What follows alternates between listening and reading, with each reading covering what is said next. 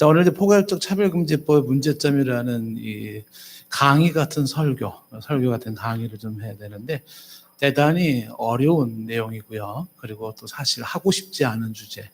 가끔 저녁 예배 때는 제가 하고 싶지 않은 주제를 다룰 때가 많이 있습니다. 안 할 수 없고 또 그러면서도 굉장히 신경이 많이 쓰이는 부분입니다. 그래서 다소 예민한 부분이기도 하고 지금 현행 우리 한국 사회와 법적으로도 굉장히 좀 예민한 부분이기 때문에 참 조심스러움이 많이 들어갑니다. 먼저 제가 이제 말씀 전하기 전에 서론적으로 제가 좀 오늘 제가 말하고자 하는 내용을 좀 참고했던 것들을 먼저 얘기를 하면은 그 진평연이라는 그런 단체가 있는데 진정한 평등을 바라며 나쁜 차별금지법을 반대하는 전국연합이라는 모임이 있습니다. 495개의 단체들이 연합되어 있는 거기서 이제 발표를 하고 말하는 내용을 제가 참고를 좀 했고요. 두 번째 제가 오늘 말하고자 하는 내용을 참고한 거는 샬롬 나비와 서울대학교 노화팀 중심으로 한 그 연합으로 주최한 몇 개의 팀들이 연합으로 주최한 인권윤리 포럼이라는 게 있었어요. 예, 이번 7월 20일 날, 지난달 7월 20일 있었는데, 그때 이제 주제가 포괄적 차별금지법에 대한 비판과 대응이라고 해서 6개 분야의 전문가들, 뭐 변호사, 의사, 뭐 학자들 중심으로 한 그 포럼이 있었는데, 그거 내용을 또 제가 좀 참고를 했고요. 그 다음에 이제 조용길 변호사라는 분이 계신데, 저는 그분 잘 모르지만은, 이분이 이 포괄적 차별금지법에 대한 속속들이 정리를 해주는 글과 인터뷰를 보니까 참 시원하게 말씀을 잘하시더라고요. 그래서 그분에 대한 내용들도 제가 참고를 했고, 포괄적 차별금지법에서 가장 핵심이 되는 게 동성애 문제인데, 동성애는 제가 일찍이 대학교에서 강의를 한 학기 강의했던 내용이기도 하고 해서 이제 그런 내용들을 참고를 해서 오늘 제 강의를 좀 이제 하려고 하는 겁니다. 이 강의는 이제 제가 교회를 담임하고 있는 목사기 때문에 강의를 하는 것이고요. 그래서 이제 이것저것 다수의 어떤 학자들의 이론들을 참고로 해서 말을 한다고는 하지만은 아마 좀 주관적인 개인적인 견해가 좀 들어갈 수도 있습니다. 그래서 혹시나 뭔가 좀 모호함이나 불분명함이 있거나 수정 보완이 필요한 게 있다 그러면 이건 얼마든지 좀 더 토론을 하고 또 같이 좀 나눌 수 있는 기회가 있겠습니다. 자, 왜 이 주제를 오늘 선택했는가를 먼저 좀 얘기를 하겠는데, 지금 코로나19로 지금 전염병 신경도 좀 쓸 게 많고, 물난리가 나가지고 지금 홍수로도 지금 신경 쓸 게 많고, 예, 그리고 지금 먹고 사는 문제도 신경 쓸 게 많고, 여러 가지 신경 쓸 게 많은데, 예, 굳이 이 주제를 이 저녁에 우리가 얘기를 해야 되는 그 이유가 뭐냐. 몇 가지 이유 때문에 한번 이 주제를 선택을 했습니다. 기도하면서 제 저녁 예배 때마다 하나님 이 저녁에는 뭔 주제를 가지고 얘기하면 좋겠습니까? 기도할 때마다 제가 하나님 앞에 묻거든요.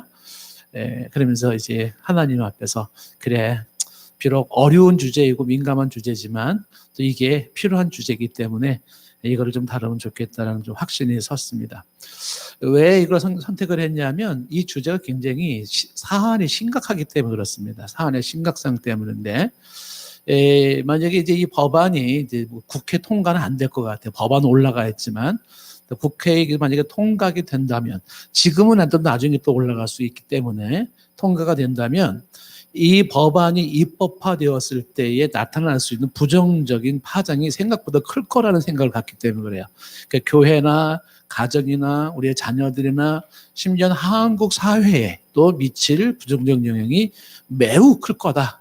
이런 판단이 들기 때문에 이거는 좀 한번 우리 교인들도 성도님들도 좀 알고 넘어가야 되지 않겠나 하는 생각이 들었고요.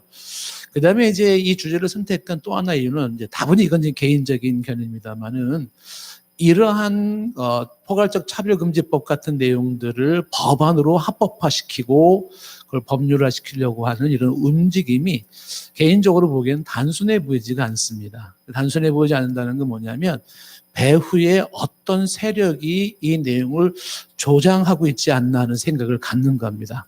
그래서 이걸 이제 주최한 사람들하고 제가 통화하고 대화할 때마다 좀 종종 묻습니다만은 그 배후의 세력이라는 것이 어떤 특정 단체나 어떤 그 사람일 수도 있겠지만 그것이 아니어도 괜찮아요. 그 어떤 배후의 세력이라는 게 영적 전투일 수도 있습니다. 굉장한 영적 전투, 사탄과의 싸움이 배후에 있다. 이렇게 볼 수도 있고, 조금 더 학문적으로 얘기한다면 지금 이런 부분은요, 사상전이라고 생각을 하는데, 제가 이제 가끔 얘기를 하지만 정말 무서운 게요, 사상전입니다. 사상전. 그러니까 무슨 사상을 가지고, 무슨 사상이 시대를 지배하고 사람들을 지배할 거냐라고 하는 게요, 결국은 이 사상 때문에 살기도 하고 죽기도 하는 그런 흥망성쇠가 좌우됩니다. 그래서 이런 사상적인 어떤 배후도 생각을 해보는 겁니다. 아니나 다를까 이제 이 부분에 대한 포괄적 차별금지법을 중심으로 한 그 배후의 사상적 흐름을 또 연구하신 분들이 계시는데, 많이 공감이 되는 그 사상 중에 하나가 네오막시즘이라는 사상이 있어요. 신막스주의라고 하는 것인데, 그러니까 예전에 공산주의론에서의 그 막시즘이라고 하는 것은 경제 중심의 막시즘이에요. 근데 그런 경제 중심의 막시즘 사상은 사실상 실패로 돌아갔습니다. 러시아가 공산주의를 포기하면서부터. 그러면서 이것이 새롭게 변형되어져 있는 게 이 지금 막스의 이론과 함께, 그다음에 지금도 프로이드의 성 이론이 합해진 것을 가지고 새롭게 성해방론을 강조하는 이론이 나오기 시작했는데, 이제 그런 모습에서 이제 네오막시즘 혹은 문화막시즘이라고 하는 것이 등장하면서 성해방과 정치 신학이라고 하는 이런 내용들이 등장하기 시작을 했습니다. 근데 이게 단순하게 어떤 뭐 새로운 학설이고 이론이다 이렇게 치부하기 힘든 게 뭐냐면, 조금만 더 예의주시해 보면은 이 내용이 기가 막히게 안티 크리스천이티예요. 반기독교적입니다. 그래서 이 세력이 왕성해지면요, 자연스럽게 기독교는 도태될 수밖에 없는, 그러니까 보이지 않는 이 기독교와 반기독교의 보이지 않는 싸움이 이루어지고 있는데, 사상전으로 이루어지고 있어요. 근데 그 중에 하나로 좀 표현되고 있는 것이 지금 이런 포괄적 차별금지법에서 다루고 있는 동성애 문제 같은 게 나오게 되는 것입니다. 그러니까 이런 개인적인 또 배우의 뭔가의 그 무시무시한 어떤 그 세력 혹은 사상이 등장하고 있다는 것도 경각심이 들고, 목까지 한 사람으로서. 그 다음에 이제 이 법안에 대해서는, 이런 법안에 대해서는 찬성하는 목회자 혹은 찬성하는 교회들, 찬성하는 신학자들과 단체들도 적지 않습니다. 그러다 보니까 여기에 대한 반대와 찬성들이 충분히 충돌의 요인이 생기고 갈등 요인이 됩니다. 이런 와중에서 우리 일반 성도님들은 이게 남의 얘기가 아니라 여기에서 우리도 어느 정도 좀 견해를 좀 가지고 있지 않아야 돼, 견해를 가지고 있어야 되지 않겠는가 하는 생각을 하는 겁니다. 그래서 뭐가 어떻게 흘러가고 있는 거냐라는 것을 좀 알 필요가 있는 것이고요. 더군다나 이것이 남의 얘기가 아닌 것은 우리 자녀들의 문제이기도 하고, 또 우리가 살고 있는 우리 사회의 문제이기도 하고, 그것이 또 직접 간접적으로 이 모양 저 모양으로 우리 모두에게 영향을 줍니다. 그렇기 때문에 이제 이런 주제를 좀 선택을 했습니다. 자, 서론에 좀 긴 느낌이 들었는데 본론으로 들어가 보겠습니다. 자, 문제의 이제 발단이라고 하는 것이 어디서 시작됐냐면은, 아시다시피 4월 15일 날 우리가 국회의원 선거를 했습니다. 그래서 21대 국회가 출범하자마자 기다렸다는 듯이 이 발의안이 탁 튀어나온 거예요. 6월 29일 날에 정당의 우리 장혜원 의원을 대표로 해서 차별금지법이 발의가 된 것입니다. 그러니까 새롭게 21대 국회가 시작되면서부터 바로 이제 나오기 시작한 게 이 차별금지법이 법으로 제정하기 위해서 국회에 발의를 한 겁니다. 그러니까 일반인들이 좀 이렇게 좀 반감을 사는 사람들이 많다 보니까 말을 약간 바꿨어요. 그래서 평등 및 차별 금지에 관한 법률안이라고 하는 그런 말로 좀 바꿨습니다. 그래서 이게 평등을 위한 거다, 이렇게 얘기를 해요. 그러니까 차별을 금지하고 평등을 위한 거다, 이렇게 얘기를 하니까 일반인들이 보기에는 굉장히 좋아 보이죠. 그러나 이 부분을 왜 특히 기독교에서는 반대를 하는지 그 이유를 좀 생각을 해봐야 된다는 겁니다. 그래서 이 정의당 장혜원 의원이 대표로 발의한 여기에 정의당 의원 6명이 함께했고, 발의의원으로 더불어민주당 의원이 2명이 참석을 했고, 열린민주당 의원이 1명, 그리고 기본소득당 의원 1명, 그래서 총 10명이 이거를 국회에 발의를 했습니다. 그 명단은 여러분들 뭐 얼마든지 보면 알 수가 있고요. 그런데 흥미로운 게 이 발의가 지금 처음이 아니라는 겁니다. 이 8번째예요, 이게 지금. 그러니까 계속적으로 이런 발의는 계속 나올 때마다 다 철회됐습니다. 지금 8번째 나왔는데 여기서도 지금은 이것도 통과가 안 될 확률이 높아요. 제가 보기에는. 근데 여기서 끝나지 않는다는 거죠. 9번째, 10번째 계속 나온다는 생각을 갖습니다. 이 차별금지법이 처음에 나온 게 노무현 대통령 당시에 정부에서 이거를 차별금지 법안이라고 하는 것을 2007년에 처음 발의를 했습니다. 그러다 임기 만료로 해서 철회가 한번 됐고요. 그 이후에 노회찬 의원을 중심으로 한 10인이 또 한번 발의를 했고, 그 다음에 이제 박은수 의원을 중심으로 한 11인, 권영길 의원을 중심으로 한 10인, 김재현 의원을 중심으로 한 10인, 그리고 김한길 의원을 중심으로 한 51인, 최원식 의원을 중심으로 한 12인들이 2007년부터 한 해에 한 분 내지 두 번씩 계속 이렇게 발의를 해왔습니다. 근데 그 모든 내용들이 다 임기 만료로 철회되거나 혹은 중간에 철회되었었어요. 그런데 지금 21대 국회 들어오자마자 다시 또 한 번 이것이 국회에 지금 발의안이 이제 올라가게 된 겁니다. 자, 보통 사람들이 생각할 때는 차별하지 말자 이런 법안인데 그 뭐가 나쁘냐라는 거죠. 그래서 차별하지 말자라는 이 법을 정해놓으면 차별이 없는 세상이 주어지니까 좋지 않냐 이렇게 생각이 되는 겁니다. 그래서 일부에서는 이 차별이 없는 차별금지법을 얘기하는 것 혹은 평등 세상을 얘기하는 것들은 굉장히 좋은 것이라고 생각하기가 쉽습니다. 그렇게 이제 보여지는 거죠. 제목만 봐서는 그런 거죠. 그런데 이게 진짜 기독교적인 사고에 입각한 것이냐 라고 하는 그런 내용들을 볼 때는 이제 좀 얘기가 달라지기 시작을 하고요. 차별금지라고 하는 거는 그 자체는 성경적입니다. 그러니까 성경은 차별하지 마라. 우리가 지금 갈라서도 보지 않습니까? 그래서 주님 앞에서는 뭐 유대인이나 헬라인이나 남자나 여자나 뭐 차별이 없다는 얘기를 쭉 하잖아요. 그죠? 종이나 자유차나 차별이 없죠. 차별이 없다라는 기본 정신은 성경적 조건이기 때문에 그 부분에 대해서 이의가 없어요. 그러니까 이제 기독교인으로서 우리가 말할 수 있는 건 차별이 없어야 된다라는 이 부분, 이 단순한 명제만큼은 거기에는 이의가 없다. 그건 좋은 거다. 이렇게 말할 수가 있습니다. 그런데 이렇게 단순하게 생각하다 보니까 차별을 금지하자라는 이 법안에 대해서 찬성하는 사람은 굉장히 좋게 보여지는 거예요. 열려있는 사람이다. 사랑이 많은 사람이다. 혹은 정의나 평등과 인권을 아는 사람이다. 그렇지. 이 차별금지, 여기에 동조하는 게 멋있는 거지. 이렇게 돼버리는 거죠. 그런데 또 반대로 이 차별금지법, 그건 잘못됐어. 반대야. 이렇게 얘기하시는 분들을 보면 이 사람들은 굉장히 뭔가 질이 나쁜 사람으로 평가되기가 쉽습니다. 폐쇄적이거나 무자비하거나 정의와 평등과 인권에 반하는 꼴통분자들 같은 느낌이 듭니다. 그래서 얼핏 보기에는 차별을 금지하자라는 차별금지법은 좋은 것으로 생각되기가 쉽습니다. 근데 여기가 함정이 있다는 것이죠. 왜 이것이 함정이 있는가라고 하면 이 차별금지법에는 들어가선 안 될 차별금지 내용이 들어가 있기 때문에 그런 거야. 요게 이제 문제가 된다라는 것이죠.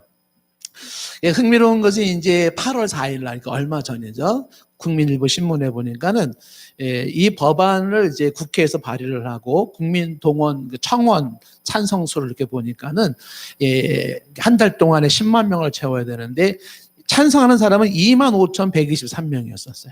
찬성하는 사람은. 그 25% 정도밖에 안 되기 때문에 사실상 이거는 이제 불성립이 되는 거죠. 그런데 이 법안이 올라가자마자 반대했던 사람들은 14일 만에 10만을 넘어버렸어요. 10만을. 그러니까 반대자가 훨씬 많다라는 것을 입증된 거죠. 그럼에도 불구하고 지금 이제 국가인권위원회라고 하는 곳에서 국가인권위원회의 아주 문제점을 많은 목사님들이 아주 굉장히 지적을 많이 하는데 거기서 뭐라고 얘기를 했냐면 전국의 국민 88.5%가 이 법안을 찬성한다 이렇게. 그래서 이제 그 지영준 변호사님이 이 인권위원회에서 말하는 이 법안을 국민 88.5%가 이거를 찬성한다는 내용이 얼마나 동떨어진 국민 정서와 동떨어진 것이냐를 입증했다는 거죠. 왜요? 발의안을 올리자마자 한 달 동안에 25,123명 25%만 찬성이고 14일이 안 돼서 10만 명이 반대를 해버렸거든요. 그러니까 이제 인권위에서 말했던 그 통계는 어디서 나온 통계냐라는 이제 의문을 이제 갖기 시작을 하는 겁니다. 그래서 사실상 이 법안은 이제 사실상에 또 이제 무너질 수가 있지만, 그런데 여기서 이야기가 끝날 문제가 아니라는 것이에요. 왜냐하면 아까 말한 것처럼 이 문제는 계속 등장이 됩니다. 많은 사람들이 좀 분통이 터지는 것 중에 하나가 뭐냐 하면, 우리나라 이제 서울시 그 시청 앞에서 9월부터 퀴어 문화 축제, 퀴어 축제가 열립니다. 서울시가 이걸 허락을 한 거예요. 그러니까 코로나 때문에 사람들이 뭐 거리두기를 막 얘기를 하는데, 또 뭐가 뭐 발생됐다 그러면은 뭐 그냥 교회발 무슨 뭐 이러면서 막 얼마나 막 그 확대합니까? 예, 그러면서도 이런 퀴어 축제 같은 경우에는 허락을 하는 거예요. 예, 그런 데는. 그 사람인데, 야, 대체 이게 누구를 위한 거냐? 그래서 이 나라를 이끌어가는 책임자들의 생각은 대체 무슨 생각을 가지고 있느냐, 이런 생각을 갖는 거죠. 그러니까 이런 퀴어 축제 같은 거를 이제 행정당국이나 이런 데서 공식적으로 허락을 해주고 있고, 그러면서 또 기회만 되면 계속해서 이 동성애법이라는 이 차별금지법은 계속 이제 나오게 될 겁니다. 그러면 지금 나와 있는 차별금지법은 대체 뭐가 문제이기 때문에 이렇게 좀 반대를 하는가 하는 내용을 좀 말씀을 드려야 되겠죠. 예, 여기 제가 복사를 해가지고 온 게, 이게 지금 국회에 올라와 있는 차별금지법 법안 내용입니다. 그래서 제가 이 내용을 쭉 봤는데, 여기에 내용을 중심으로 해서 이제 제가 한번 저 나름대로 좀 본 내용들을 한번 좀 정리를 합니다. 물론 이건 이제 개인적인 생각이 들어가지만 아까 말했던 다수의 여러 사람들의 이야기를 참고를 하는 거죠. 이 차별금지법에서 얘기하고 있는 첫 번째 문제점을 말하고 있는 게, 여기서는 제3의 성을 말하고 있다는 거예요. 제3의 성. 그러니까 제3의 성이 있다. 이거를 이야기하고 있는 이 부분을 먼저 생각해 보렵니다. 차별을 금지하자. 좋다는 거예요. 근데 여기에 들어가지 말아야 될 것을 살짝 집어넣었어요. 포괄적이라는 말로다가 싹 집어넣은 게 이제 동성애를 중심으로 한 이런 내용을 싹 집어넣고 포장을 해버린 거죠. 그러면서 이 사람들을 이제 차별하면 안 된다라는 것을 이야기하는데, 그 내용들이 어떻게 표현되고 있는지 한번 주목을 해봐야 됩니다. 그래서 이제 반대라는 거죠. 이 제3의 성이라고 하는 내용을 이 법안에 보면은 이제 어떻게 되어 있냐면 1장, 제1장, 제2조, 제1항에 보면 성별이란 여성, 남성 그 외에 분류할 수 없는 성을 말한다.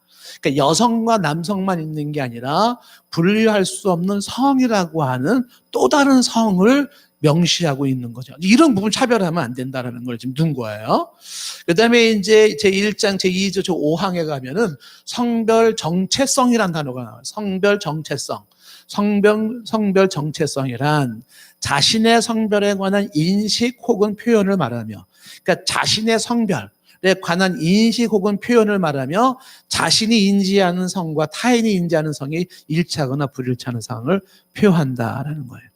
그러니까 성별 정체성의 문제를 얘기를 하고 있는데, 이 성별 정체성, 자, 성별 정체성을 말하고 있는데, 이 문제에서부터 이제 우리가 이거는 좀 아니다, 이거를 우리가 받아들일 수 없다, 이거를 법으로 보호할 수는 없다, 이제 이렇게 우리는 반대를 하는 겁니다.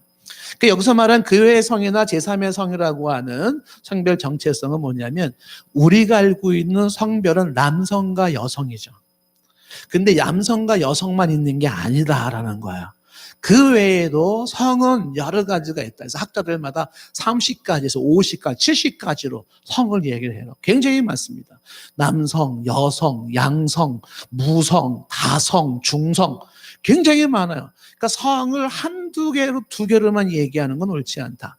그러니까 내 안에 여성과 남성이 둘 다 있다. 혹은 내 속에는 남성도 여성도 아닌 무성을 가지고 있다. 나는 여러 개의 성을 가지고 있다. 나는 남성과 여성이 혼합된 성을 가지고 있다. 이렇게 성에 대한 구분을 막 시키는데, 그 구분을 누가 하냐 하면 자기가 하는 거라는 거예요. 그러니까 누군가가 너는 남자야, 너는 여자야 이렇게 말하는 것 자체가, 그것은 가진 자 억압자들의 횡포라고 보는 거죠. 그래서 내 성을 왜 다른 사람이 정하고 법이 정하는가?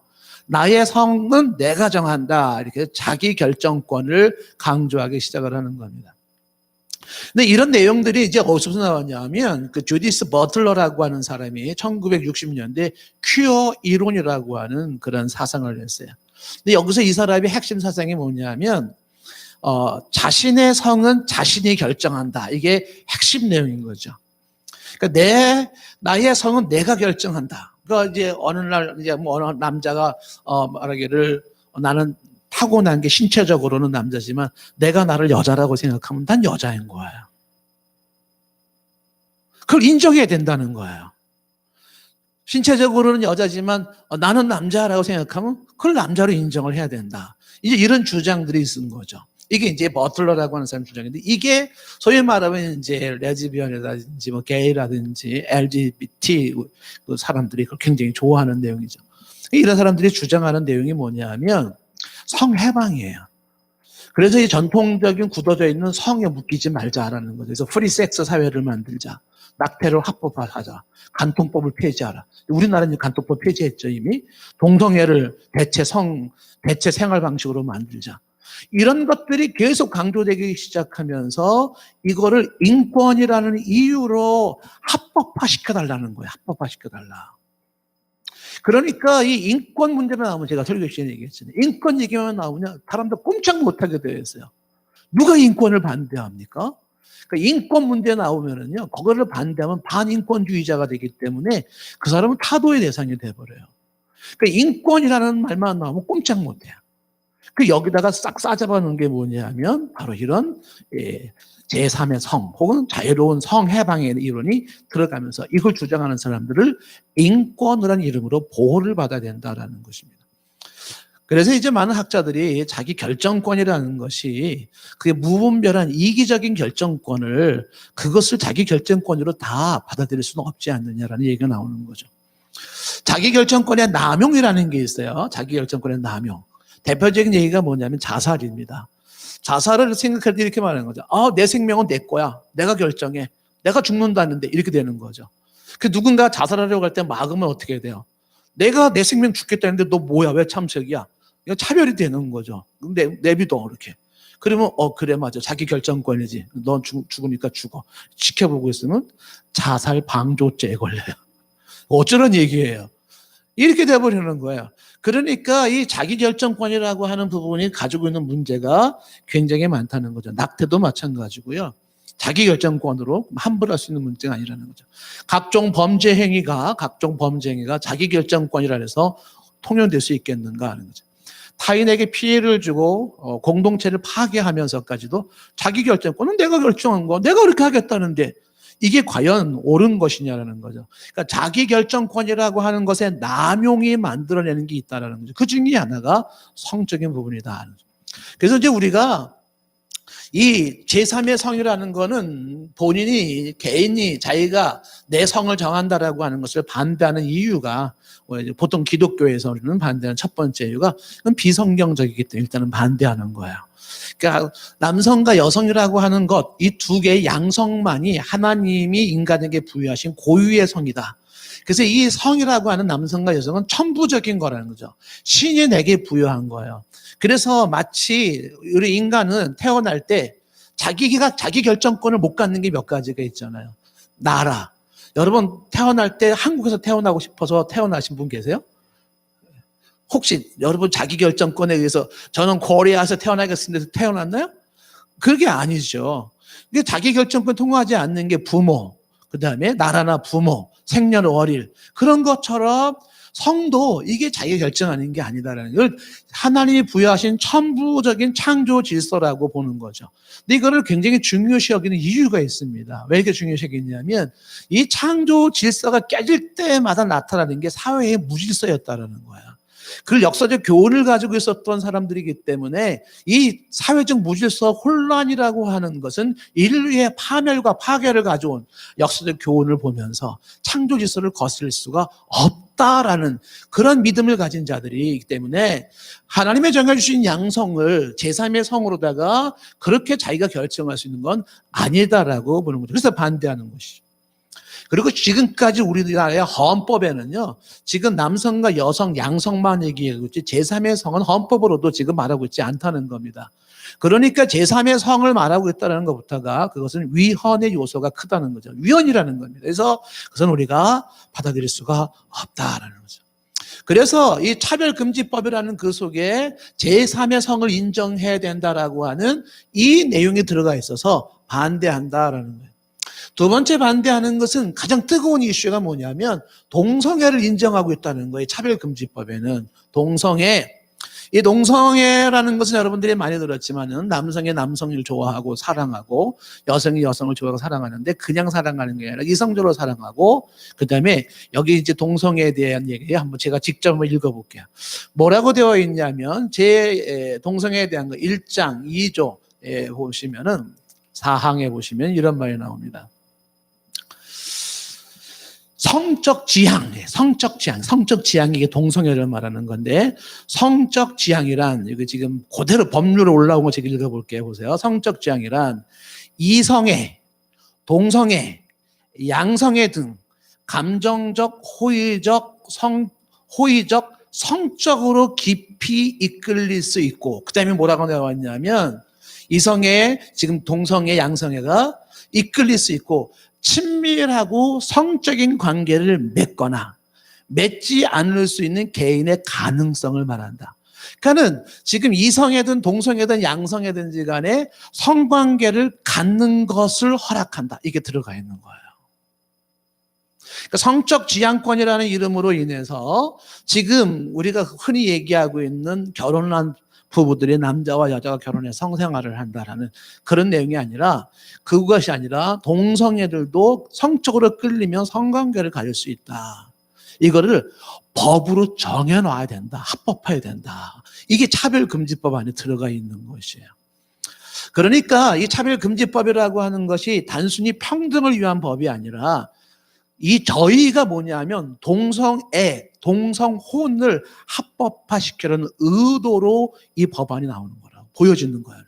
그 포괄적이라는 단어를 써가면서 굉장히 은근슬쩍 집어넣어가지고 이거를 법으로 만들어 놓은 거예요. 동성애를 법으로 보장하고 동성혼을 법으로 보장해서 이거에 대해서 여타의 어떤 불이익이라든지 뭐 이제 이따가 구체적으로 나오지만은 뭐 그런 뭔가의 혐오감을 준다든지 뭐 이렇게 되었을 때는 법으로 처벌하게 되어 있는 내용들이 있는 겁니다. 자, 여기에 대해서 왜 반대하는가? 이 동성애를 인정하라라고 하는 것을 왜 반대하는가 하는 그 이유도 우리가 이제 몇 가지 생각해 볼 수 있겠죠. 첫 번째는 이 동성애는 반성경적이라는 거죠.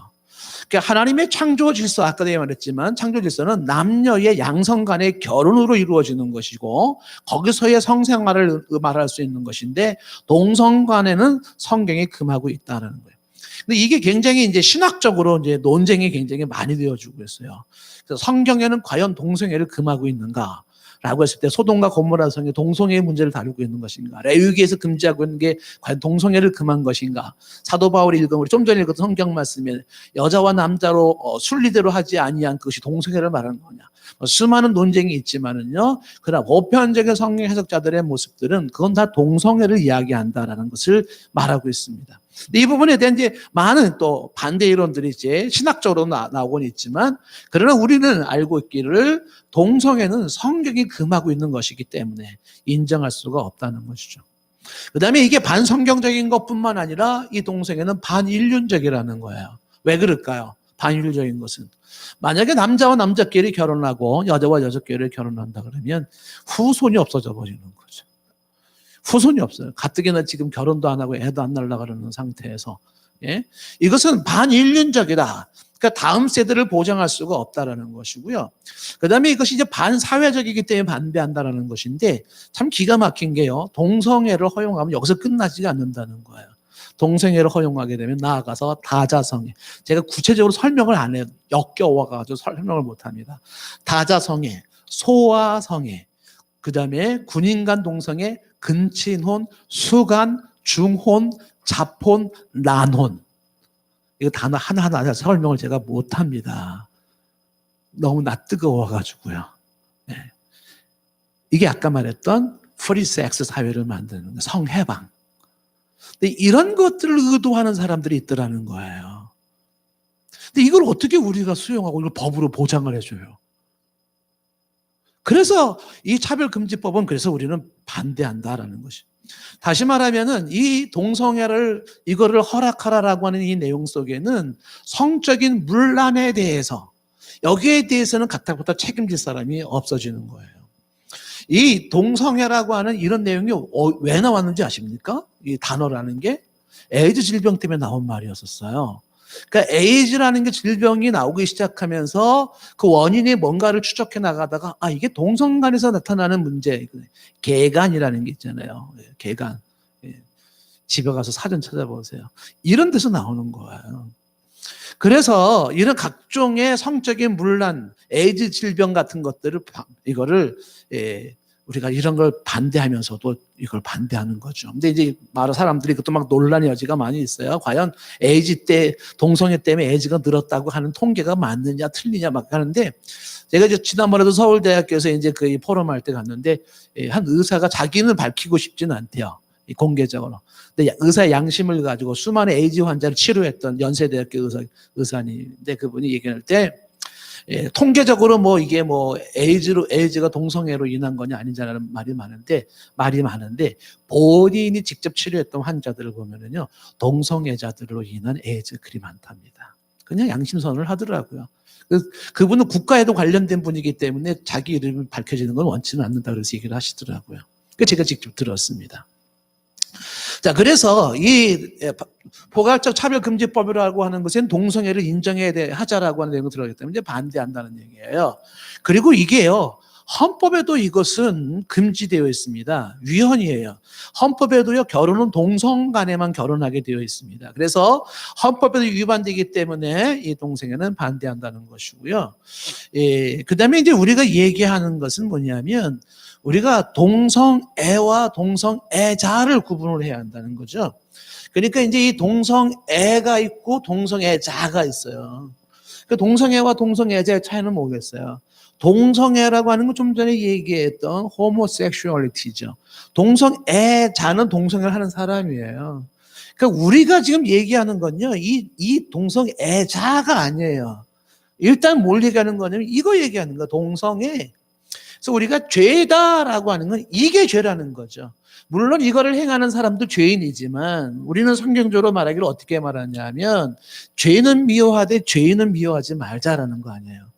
그렇기 때문에 우리는 이 사람에 대해서는 우리가 달리 사랑할 수 있는 방법을 찾아야 되지만 분명한 사실은 동성애는 죄다 이렇게 이야기를 하고 있는 것입니다. 자, 그런데 문제는 뭐예요? 이 동성애가 인권이라는 이름으로 허락해라, 통용돼야 된다 이렇게 말하고 있으니까 어떻게 동성애가 인권이 될 수 있겠는가? 여기에서 이제 우리는 이거를 이제 반대한다 이렇게 보는 거죠. 세 번째 이유 중에 하나가 뭐냐면 이 법안을 우리가 반대하는 세 번째는 동성애 성교육 보장이라는 게 있어요. 그러니까 동성애 성교육이라는 대한 보장에 대한 내용이 나오는데 그 어떤 내용이냐 하면 여기 지금 제3절 제32조에 보시면은요 교육 내용의 차별금지에 대한 얘기가 나옵니다. 제가 이제 시간상 좀 읽지는 못하겠지만 교육 내용의 차별금지 그 여기에서는 동성애에 관련되어 있는 그런 반대하는 그런 교육을 시키면 안 되고 오히려 동성애에 관련된 교육을 시키게 되어 있어요. 반대 교육은 안 되는데 동성애에 대한 교육은 시켜야 되는 내용이 담겨 있습니다. 자, 그러다 보면은 이제 지금 이런 제가 주일 저녁에 강의를 하고 지금 유튜브에 지금 다 올라가지 않습니까? 이 내용이. 이게 법안이 통과된다면 이 강의하면 저는 이제 걸려 들어가는 거예요. 벌금 엄청 묻니다. 네.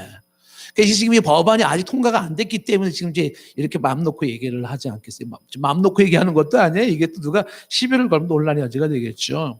그게 뭐냐 하면 동성애의 피해 혹은 폐해 사례에 대해서 학문적으로 토론할 수 있지 않겠어요? 그러니까 우리들의 보건적인 그 유해성에 대해서 학문적인 연구가 필요할 수 있고 그 다음에 동성애 부작용에 대한 학술적인 토론이 있을 수 있지 않겠습니까? 근데 이 법이 통과되면 그것이 금지된다라는 거예요. 그러니까 이 부분에 대해서는 어떤 학문적 연구나 토론까지도 원천적으로 금지하는 법안으로 이해가 되는 겁니다. 더군다나 이제 이런 교육적인 부분에서 이 내용을 강조할 때 특히 제일 애로사항이 뭐냐면 신학교와 기독교 학교들입니다. 그 신학교에서 기독교 학교에서 동성애를 반대하는 교육을 강의를 하고 나면 그것도 걸리게 되겠죠. 그래서 이 내용이 왜 안 좋으냐라고 할 때 그러면서도 동성애에 대한 이 교육은 시켜야 한다라고 하는 걸 강조해서 이건 편향된 법이라고 보는 거예요. 역차별이라고 보는 거예요. 그러니까는 오히려 절대 다수의 사람들이 생각하고 있는 것에 반대로 동성애자들을 위한 특혜를 주는 거죠. 그들을 특혜를 주는 법으로서 그들을 위한 것을 가르치게 하고 반대하는 가르치지 못하게 하는 것으로 이거를 이제 학자들이 뭐라고 말하냐면 동성애 장려법, 반동성애 억압법. 그래서 반대한다는 거예요. 동성애는 장려하는 법이고 반동성애는 억압하는 법이다. 그래서 반대한다라는 것이죠. 이거 옳지 않다. 그 다음에 이제 여기에서 네 번째 우리가 반대하는 이유 중에 하나가 그 다음에 이제 고용 문제가 나옵니다. 이 법안에서는 이제 이 지금 차별금지법에 적용되는 것을 뭐 4가지 영역, 5가지 영역에서 제한하지만 그 중에 하나가 고용이거든요. 근데 여기에 이제 고용에 있어서는 뭐가 되어가냐면 동성애자나 이단자들의 채용 금지, 이 채용 금지가 나와 있는 거예요. 이렇게 차별금지법으로 얘기한다 그러면 어떻게 돼요? 그렇죠? 사람을 어떤 고용을 하는데 직원으로 고용하는데 차별하고 고용하면 안 되잖아요. 맞는 얘기예요. 근데 거기에 누가 들어가냐면 동성애자가 들어가서 동성애자들이 어떤 그 고용에 있어서의 어떤 불이익을 당할 수가 없다는 거예요. 이 부분에 대해서는 질문도 못하게 되어 있습니다. 고용에 있어서 모집 채용상의 차별금지를 말하고 있는 게 제3장 제1절, 제10조, 11조에 나와 있고요. 3장 1절의 고용에 관한 법인데 여기에 대해서 이런 문제 가지고 불이익을 줄 수가 없다는 이야기가 나와요. 제가 좀 읽어드리면 좋겠는데 시간상 못 읽어드리고. 반대하는 이유. 그러면 이걸 왜 반대하는가? 할 때 이 고용에 있어서 동성애자뿐만 아니라 누구까지 들어가냐 하면 이단 사상을 가지고 있는 사람들도 이 사람들도 이 고용에 있어서 우리가 반대를 못해요. 당신은 이단이기 때문에 안 됩니다. 말을 못하는 거예요. 특히 이게 어디에 들어갑니까? 교회의 사무직원을 뽑을 때. 이 문제 가지고 당신은 안 돼요라고 말을 못하는 거예요. 사무직원을 뽑을 때. 심지어는 전도사나 부목사가 여기에 해당되는 사람일 때도 당신은 이것 때문에 우리 교회에서 일 못해. 이게 안 되는 거예요. 거절을 못하는 거예요. 이 교회뿐만 아니라 교회 부설 기관이나 어떤 근로자 어떤 그런 고용 채용에 있어서 이 동성애자나 이단자들이 예를 들면 꿈동성 어린이집에 지원을 했다. 그러면 이런 문제 가지고서 당신은 우리 어린이집에 채용을 못한다. 이렇게 말을 못한다는 거예요. 생각을 해보세요. 그래서 받아줬다면 우리 꿈동산 어린이 애들, 그 예쁜 애들이 뭘 배워요? 성은 니네가 정하는 거고 남자 여자끼리도 좋아하면 맘대로 할 수 있고 뭐 이래. 아유. 이렇게 되는 거죠. 그러니까 고용이라고 하는 부분에서 이런 걸 하고 있어서 특히 어떤 교회 내 이런 부분들의 근로자들 고용의 이런 부분에 대한 내용들이 교회의 정체성을 침해하고 종교의 자유를 침해하는 것으로 이해되기 때문에 우리는 이런 내용을 담고 있는 차별금지법을 반대한다 이렇게 말을 하는 거죠. 5번째 이제 이 차별금지법을 반대하는 5번째 이유는 반동성애 설교 전파 금지예요. 그러니까 반동성애 설교 전파 금지인데, 우리 이제 국가인권위원회에 있는 위원장께서 말하기를 이제 목사님들하고 얘기할 때 그런 얘기를 하는 거죠. 이 법이 통과돼도 목사님이 설교 시간에 동성애 잘못했다라고 설교하는 건 문제가 안 된다. 이렇게 얘기를 해요. 그래서 괜찮은 거구나 이렇게 되는 거죠. 근데 문제는 뭐예요? 방송통신에 관련된 내용이 나와요.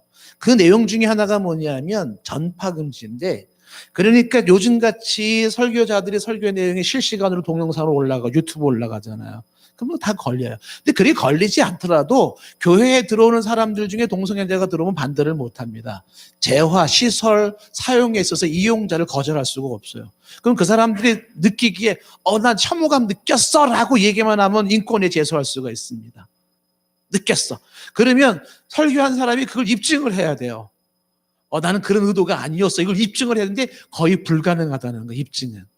그러니까 비록 설교를 하면 안 된다는 저항은 아니다라고 얘기하지만은 일단은 그런 전파라고 하는 부분을 얘기를 할 때는 여기에 이제 사실상의 금지가 된다는 거죠. 그래서 제2절 제28조에 의하면 인터넷과 소셜미디어 상의 차별 금지를 명시하고 있고 제2절 제29조에 의하면 방송 서비스 공급 이용의 차별 금지라는 데서 이거는 안 된다는 거죠. 그래서 반동성애 설교를 온라인이나 인터넷으로 할 수가 없게 되고요. 여기에는 모두 걸리냐면 기독교 방송국이나 언론사도 다 여기에 법적 제재 대상이 된다는 것입니다. 그래서 우리가 이제 반대하는 게 뭐냐면 이런 것은요, 만약에 교회에서 목사가 성경적으로 동성애 잘못됐어라는 말을 못 한다고 하면, 그리고 이것이 이제 타 종교에 대해서도 마찬가지예요. 이거 종교로도 차별이 없도록 되어 있으니까 그 이단상 말한 것처럼. 그러면요, 이단도 그걸 이단이라고 말하는 거면요, 그 차별 금지로 들어가 버려요. 설교 뭐 해야 돼요, 그러면은? 그러니까 기독교인들이 성경에서 성경의 진리를 말할 수 없도록 입을 꽉 다물어 두고 법으로 제재시켜 놓겠다라는 의도로 보여지는 게 이 차별금지법이라는 거예요. 자, 그래서 이걸 반대하는 이유는 이건 기독교 신앙에 대한 침해이고 그 다음에 기독교 억압 정책으로 이해되기 때문에 반대하고, 이것은 또 유현으로 보는 게 뭐냐면 헌법이 보장하고 있는 예배의 자유, 설교의 자유, 언론 표현의 자유를 억압하는 동성애 편향 인권법이기 때문에 반대한다는 거예요. 자, 그런데 이게 뭐냐 하면은요, 참 흥미롭습니다. 저도 이제 이걸 여러 가지를 제 책을 보고 연구를 하면서 보기 때문에 더 이제 조사를 해봐야 되겠지만은요, 유엔에서 각 나라마다 이 인권위원회를 세우게 있어서 유엔에서 차별금지법을 법으로 조항을 하라는 지시가 나온대요. 유엔에서. 근데 이거를 이제 또 다른 사람이 얘기해 보면은요, 이게 유엔이 제시하는 게 아니고 유엔 산하에 있는 일부가 자꾸 자극을 주는 거예요. 각 나라마다. 그러니까 우리나라도 자극을 받는 거예요. 유엔의 산하에 있는 인권위원들 일부의 사람들이 그 유엔 전체를 대표하지는 않아요. 그런데 소속이 유엔에 되어 있으니까. 그러니까 그 유엔에서 나라에다가 대한민국에도 거기에 차별금지법 만들어라 이제 이렇게 나온다는 거예요. 그러니까 이제 이런 부분들이 정부는 이제 부담을 받고 각 나라들이 이 차별금지법을 만든다는 겁니다. 그래서 실제로 미국, 스웨덴, 캐나다, 영국 많은 나라가 이 차별금지법을 만들어서 시행을 하면서 나타난 현상이 뭐냐. 미국 같은 경우에 교회 강론에서 동성애를 비판했다는 이유로 목회자에게 징역형이 선고됐다. 스웨덴에서는 주일 예배 시간에 동성애 반대 설교한 목회자에게 징역 1개월이 선고됐다. 카나다에서는 동성애 금지 성경 규제를 담긴 전도지를 배부한 자가 7,500만 달러 소송 비용을 청구받았다.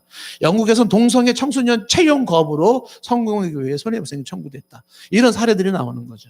근데 이런 사례들을 나오는 나라들이 차별금지 얼마나 좋으냐, 얼마나 인도적이고 인권적이냐, 그리고 받아주고 차별금지법을 만들어 놓았는데 결과적으로 나라가 굉장히 힘들어져 버렸어요. 그래서 지금 일부에서는 이 차별금지법을 어떻게 다시 바꿔야 되느냐라고 하는 고민을 하고 있다고 하는 것입니다. 그런데 지금 우리나라는 차별금지법을 지금 만들어라 라고 얘기를 하는 거죠. 자, 그런 내용들이 지금 이 반동성애에 대한 내용을 말할 수 없고 전도할 수 없고 선교할 수 없는 내용까지 아우를 수 있기 때문에, 그래서 우리는 이런 내용을 담고 있는 이 법안을 반대한다 이렇게 되는 거죠. 그 다음에 이제 6번째는요, 왜 반대하는 이유 중에 하나가 뭐냐 하면 탈동성애 혹은 탈트랜스젠더, 트랜스젠더라고 하는 이 사람들이 회복될 수 있는 젠더 회복 치료를 거부하는 거죠. 거부하는 법안이라는 거예요. 그러니까 보통 우리들이 생각했을 때, 우리라고 하는 사람들이 이거 반대하는 사람들이 생각했을 때 동성애자들을 진짜 사랑을 해야 됩니다. 그리고 트랜스젠더라고 성을 바꿔버렸어요. 남자는 성기를 잘라버리고 여자는 자궁을 드러내고 유방 가슴을 적게 하는, 크게 하는 수술을 하고, 이렇게 얘기하는 트랜스젠더 이들에 대해서 이들에 대해서 진정 사랑을 해야 되는데 사랑하는 게 뭐냐면 거기서 벗어나게 해야 되는 게 사랑이라는 거예요. 근데 이거는 하나의 질병으로 봐서 치료할 수 있다고 보는 거예요. 근데 법으로 묶어놓으면은요, 회복 치료조차를 못하게 만든다는 거예요. 그 사람들에 대해서. 그래서 이거는 학문적으로 연구가 많이 됐는데 대부분이 동성애를 얘기하는 사람들이 일시적이라는 거예요. 그것이 선천적이라고 얘기하는 부분에 대해서는 그 많은 사람들이 학계에 나옵니다. 선천적이 아니라는 거예요. 본인의 선택입니다, 이게.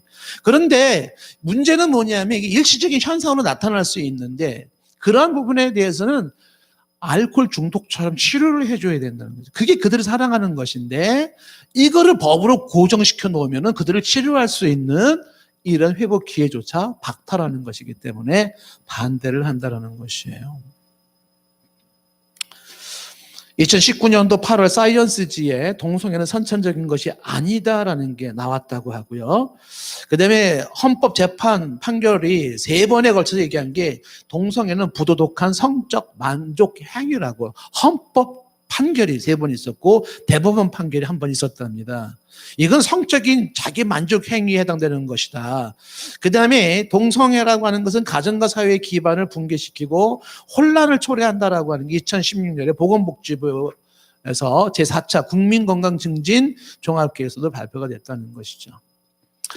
그러니까 이미 이런 사례들이 있기 때문에 우리는 이들을 도와야 되는 것은 탈동성애를 좀 해줘야 되는데 이거를 그들의 인권이라는 모습으로 법으로다가 그냥 보장을 해놓는다는 것은 그들의 치료를 거부하는 것이기 때문에 이건 우리가 반대한다라는 것이에요.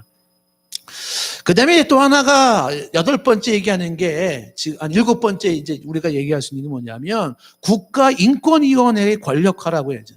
우리나라에 이제 국가인권위원회라는 게 있는데 이 단체는 어떤 그 입법기관이 아님에도 불구하고 상당히 권력화시키는 게 아니냐라고 하는 이제 그런 법안으로 이해가 되어지는 것입니다. 왜 그런 얘기가 나오는가 하면은 이 법안에 보면은 이제 그 어떤 내용이 있냐면 제4장, 제42, 44, 49조에 보면은 국가인권위원회에게 할 수 있는 게 시정명령, 이행 강제금 부과, 소송 지원 등을 인권위에 할 수 있게 되어 있어요. 법조항에. 그러니까 이제 여기서 그렇게까지 권력을 행사할 수 있는 기관이 되어진다라고 하는 부분은 이제 위험성이 있고. 그 다음에 이제 저는 이제 법은 잘 모르는데 법학자들의 얘기가 뭐냐면 이 지금 얘기하는 차별금지법이요. 상당히 상위법 개념이 있어가지고 이 법이 통과되면 이 법을 근거로 해서 이 여타의 다른 법들을 다 바꿔야 되는 상황도 벌어진다 그래요. 그런데 거기에서 지금 강조되고 있는 게 특별히 이제 강조되고 있어요. 그러니까 인권위원회가 제대로 된 우리가 생각했을 때에 그런 좀 건전하게 그런 인권운동을 한다 그러면 정말 좀 많이 좀 밀어주면 좋겠죠. 근데 지금 제가 보기에는 그래요. 제가 보기에는. 차별금지법은요, 제가 봐도 이건 동성애자들을 위한 법을 하는 생각이 많이 들어가는 거예요. 왜 그렇게 생각이 들어가냐면 지금 일반적으로 차별을 금지하는 법원이 개별적으로 이미 다 존재하고 있다는 거예요. 20여 개로 개별적 차별 금지가 다 되어 있고 그 20여 개의 개별적인 차별 금지법은 그 문제가 있는 것들을 그때그때 바꾸면 된다는 겁니다. 그거 수정하면 된다는 거예요. 그런데 굳이 포괄적 차별금지법이라는 걸 내세워서 여기다가 굳이 집어넣는 게 동성애를 집어넣는 거예요. 왜 그러냐? 기존에 있는 개별적인 차별금지법으로 되는데 안 된다. 포괄적 차별금지법이라고 해서 싸잡으면서 거기다가 동성애를 집어넣고 동성애에 대한 내용을 상당히 많이 강조하고 있는 것입니다. 또 이것을 이제 반대하는 이유 중에 하나가 뭐냐면 동성애 비판자 처벌법이라는 우리가 생각을 하는 거죠. 그러니까 동성애 비판자들을 처벌하기 위한 법이 아니냐 이렇게 이제 이해가 된다는 거죠. 그래서 반대한다라는 거죠. 그러니까 법의 취지는 평등과 사회적 약자 보호라는 내용을 담고 있지만은 실제적으로는 성적 지향이라는 동성애와 성별 선택이라는 트랜스젠더와 아까 말한 젠더를 반대하거나 비판하는 자들을 처벌하기 위한 법안으로 이해가 되는 겁니다. 그러니까 동성애자들을 특별히 보호하고 정당한 권리를 보호하면서 또한 대부분의 국민들이 반대하는 부분들은 입을 막게 하고 벌을 주는 이런 개념으로 역차별법이다 이렇게 판단하기 때문에 반대를 하는 겁니다.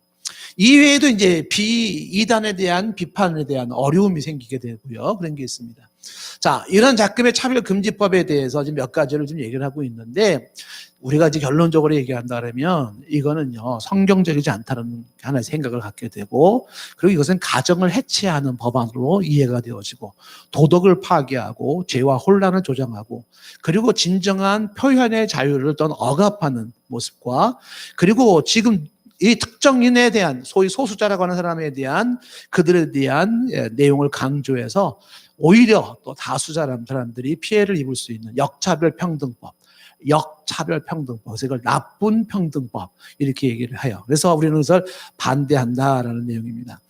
자, 이제 우리가 한 9분 정도 해당되는 내용을 한번 여기서 끝내기 좀 아쉬우니까 한번 동영상을 좀 하나 좀 보겠는데 아까 제가 처음에 서론에서 이제 얘기했던 그 내용 중에 이제 제가 많은 걸 참고했다 그랬죠. 그 중에 조용길 변호사님의 그 인터뷰 내용을 한번 잠깐 좀 보고 오늘 좀 내용을 마치도록 하겠습니다. 일반인들도요. 여러 사람이 보는 앞에서 동성애 해악을 경고하는 강의를 하잖아요. 전부 이런 집단 소송의 대상이 됩니다. 양심과 이성이 있는 일반인들도 동성애를 반대할 자유를 완전히 박탈하는 엄청난 집단 소송의 대로가 열리는 것이다.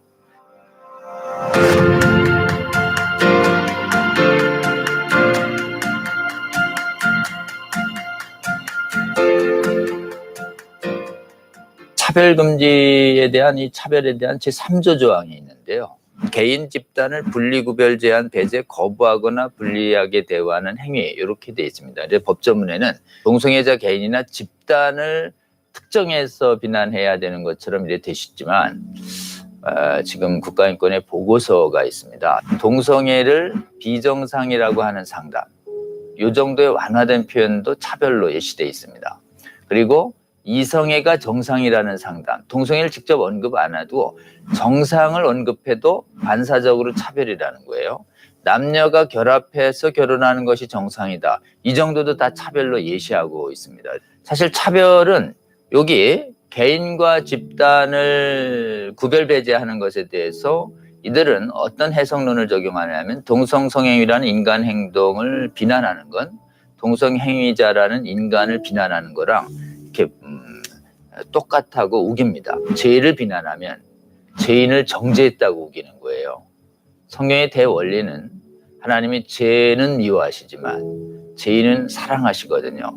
성경의 대원리를 부인하는 법 해석론을 전개해서 그런 보고서를 채택하고 있는 겁니다. 그래서 실제는 어느 조항이 걸리냐면요. 4영역이 있는데 예배당이 어느 영역에 해당되냐면 나의 재화, 용역, 시설의 공급 이용에 해당됩니다. 이 시설 이용. 그래서 이제 교회는 교회라는 시설. 그리고 예배자는 이용자죠. 그럼 이용자가요. 이 영역에서 동성애를 비난하면 동성애자 집단을 분리구별 제한 배제했다고 해석해버리는 거예요. 특히 혐오 표현이 없다고 안 된다는 주장이 있는데요. 혐오 표현 조항이 들어와 있습니다. 그러니까 분리구별 제한 배제가 이게 혐오로 포섭이 되는 거고요. 특별히 이번에는 3조 1항 4호에 이렇게 되어 있습니다. 각목의 영역에서 성별 이유로 적대 모욕적 환경을 조성하는 등 신체 정신적 고통을 준 행위도 차별로 봅니다. 그러니까 적대 모욕 환경 이거는 동성애를 적대하고 성경에 의해서 사람이 아닙니다. 인간의 죄를 혐오한 것에 대해서 기본적으로 고통을 느끼면 차별로 보는 것이죠. 그래서 이 4호에도 해당될 수도 있고요. 또 영역이 없는 곳이 있어요. 특별한 영역 없이 개인 집단에 대해서 분리구별 제한 배제 거부를 표시하거나 조장하는 광고 행위 이렇게 돼 있어요. 그러니까 이 표시 행위에 걸릴 수도 있고 또 광고에도 걸릴 수 있어요. 이 광고를 마치 유료화해서 상업적 광고만 얘기하시는데 비상업적으로 널리 알리는 것도 광고입니다. 그래서 예배 시간에 보면 광고 시간이 있잖아요. 예배의 광고나 설교나 널리 알린다는 측면에서는 똑같죠. 그래서 광고에 포섭될 가능성이 있습니다. 그래서 저희 최근에 당립한 복음법률가의 헌법학자, 실무법학자들과 그리고 실무 단연간의 변호사들은 결론을 내기를 반동성애 설교, 이 법 위반 맞다. 이 법 위반 해당 가능성 높다. 이 법 위반이 아니라고 얘기하는 건 지극히 위험한 해석이고 절대 지켜질 수 없는, 책임질 수 없는 주장이다라는 취지를 정확하게 인식해 주셨으면 좋겠습니다. 해외는 형사처벌 조항이 있어서 반동성애 설교자가 체포 구금 사례가 있어요. 그럼 우리나라는 이제 아직 감옥 안 간다는 거죠. 이게 제보자 불이익으로 쫙 좁혀놨으니까. 근데 여러분, 이 제보자 불이익도 좁은 게 아닙니다. 동성애 옹호자는 교단 헌법에 의하면 치리하도록 되어 있기 때문에 실제로는 반동성애 설교에 대해서 누가 제보해서 달목사님 곤혹스러워져서 동성애 제보한 옹호자를 치리하면 형사처벌이 되고요. 안창호 대법관님 말씀에 의하면 적대 모욕적 환경에 의한 이 표시조항 때문에 모욕 명예훼손죄가 확대 적용될 가능성이 있다는 것이에요. 그러니까 형사처벌 안 된다고 단정이 어렵습니다. 그리고 이제 앞으로 도입되고 나면 개정은 아주 쉬워요. 그 개정에 제보자 불이익뿐만 아니라 단순 위반을 형사처벌할 수도 있어요. 이 차별금지법안의 무서운 점은요, 이게 끝이 아닙니다. 이 법의 도입을 시작으로 이 법과 저촉되는 모든 법령은 고치도록 하는, 법위의 최상위의 위치에 상응하는 아주 최우선 적용 조항이 있어요. 그리고 법 개정을 촉구하는 조항이 어디에 있냐? 4조와 9조에 있습니다. 그러니까 단순법 위반자가 확대될 수도 있고요. 동성애 주례를 거부한 것도 여기에 서비스 거부에 해당돼서 발생할 수가 있고, 또 상담자 해고나 사내 대화자 징계 사례도 이 법 위반에 의하면 제보를 받은 사용자가 자신의 사용자로서의 책임을 면하기 위해서 동성애 비정상 아니야? 동성애에 대해서는 반대, 이런 대화를 나눈 직원도 고통을 받았다면 징계할 가능성이 많이 있습니다. 양육권 박탈제도 안 생긴다고 자꾸 얘기하는데요. 지금 제안으로는 양육권 박탈 직접 생기진 않습니다. 그러나 제도를 바꾸게 돼 있기 때문에 가족제도 중에서 트랜스젠더나 이런 거 반대하는 부모의 양육권을 박탈하는 제도가 얼마든지 도입될 수 있습니다. 그러니까 해외의 탄압 사례는 우리가 경각심을 가져야 되고, 한국에서 발의된 차별금지 법안은 해외의 사례를 직접 만들어낼 수도 있고 법 개정을 해서 만들어낼 수도 있는 굉장히 유관하다. 그래서 해외의 동성애 반대자 탄압의 유수한 사례들은 그 자체가 팩트고 우리가 반대할 중요한 경각심 있는 자료로 활용돼야 되지, 가짜뉴스라고 해서 무관한 것이 결코 아니다. 이렇게 말씀드릴 수 있습니다. 많은 분들은 형사처벌을 주목하는데요. 그리고 형사처벌을 의식적으로 좁혀놨습니다. 그리고 형사처벌은 1년과 그 다음에 많아야 1,000만 원이에요. 그러니까 형사처벌은 의외로 가장 가볍습니다. 고통이. 더 무거운 거는요, 사실은 법 위반이 되면 무조건 책임이 지는 게 뭐냐면 손해배상 책임이 제일 큽니다. 손해배상 책임은 국가인권위가 결정하는 게 아니고 막바로 법원으로 가면 법원이 결정해요. 51조 이렇게 돼 있습니다. 이 법을 위반해서 손해를 가한 자는 손해를 배상해야 된다. 이때 손해는 재산 손해가 얘기하는 게 아니라 정신고통도 돼요. 그럼 정신적 고통을 손해배상하는 소송을 위자료 청구 소송이라고 합니다. 이 손해배상은 상한이 없어요. 그러니까 무제한입니다. 그래서 이 소송으로 저희가 제일 걱정하는 것이 이 동성애 지지자들과 동성애자들이 동성애 반대 설교를 반복한 목회자와 그 목회자가 소속한 대형 교회를 상대로 엄청난 집단적 다수 손해배상 소송이 제기될 가능성이 아주 높습니다. 나 정신적 고통받았어요. 이렇게 주장하면 무조건 인정하게 돼 있습니다. 왜냐하면 설교자가 정신적 고통 안 받았다는 걸 입증을 해야 되는데 불가능해요. 그러니까 제기했다면 승소는 거의 100% 확실하고요. 더 무서운 게 있습니다. 반복하면 악의로 봅니다. 그러니까 동성애 반대 설교를 반복하잖아요. 악의로 보면 징벌배상이 손해의 2배에서 5배가 됩니다. 근데 여기에 미니멈 손해액의 최소한을 정해놨어요. 법에. 최소한이 얼마냐? 500만 원이에요. 자, 그러면 반복한 목회자를 상대로 여러분 1인당 500만 원 이상의 위자료를 받아들일 테니까 저한테 정신적 고통을 받았다는 점만 확인해 주시고 이름을 빌려주시면 제가 소송 제기해서 위자료 받아드릴게요. 이러면 이거를 가지고 분명하게 집단 소송을 제기할 텐데, 자, 100명 제기했습니다. 5억이에요. 1000명이요. 50억. 10,000명은요. 500억. 10만 명은요. 5천억입니다. 자, 이 소송 앞에서 재산적으로 이걸 커버할 수 있는 교회가 얼마나 되겠습니까? 동성애 옹호자들이 제기한 집단 소송의 이 거액의 재산을 다 뺏기고 나면 한국 교회는 재정적으로 완전히 파산 상태가 되는 겁니다. 일반인들도요. 여러 사람이 보는 앞에서 동성애 해악을 경고하는 강의를 하잖아요. 전부 이런 집단 소송의 대상이 됩니다. 양심과 이성이 있는 일반인들도 동성애를 반대할 자유를 완전히 박탈하는 이 민사소송이 제일 고통스럽다는 것이고, 시정명령 받으면 불이행하면 3천만 원의 한도로 이행강제금도 계속 제한 없이 부과됩니다. 한국교회의 재산을 노력하기 위한 엄청난 집단소송의 대로가 열리는 것이다. 이것을 정확하게 직시하고 이 법을 막는 데 한국교회가 대대적으로 좀 각성해 주시기를 호소드리고 싶습니다.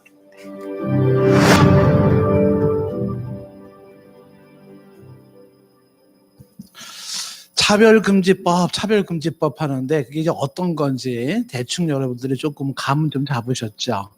네, 차별을 금지하라 그 자체는 좋은 건데 그 안에 담겨져 있는 이제 동성애라고 하는 부분이 특히 여기에 관련되어 있는 문제들 때문에 많이 이제 우려하고 걱정을 하고 있습니다.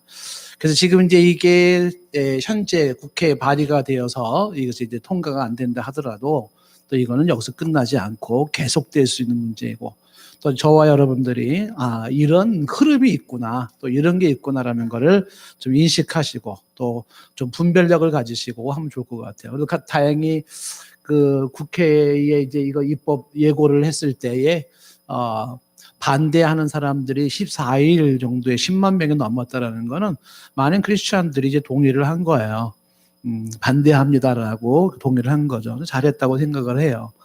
예, 그리고 이제 여러분들도 이건 뭐 남 얘기 뭐 이렇게 생각할 문제가 아니라 이게 이제 우리의 사회 문제, 가정 문제, 자녀 문제, 심지어 교회 문제, 영적인 문제로 다 포괄적이기 때문에 그래서 기도하시고 또 이런 사회가 되지 아니하도록 우리가 좀 기도와 또 시민의 한 사람으로서의 역할을 좀 감당하면서 우리 사회가 좀 이렇게 삐딱하게 가지 않았으면 좋겠다는 생각이 들었습니다.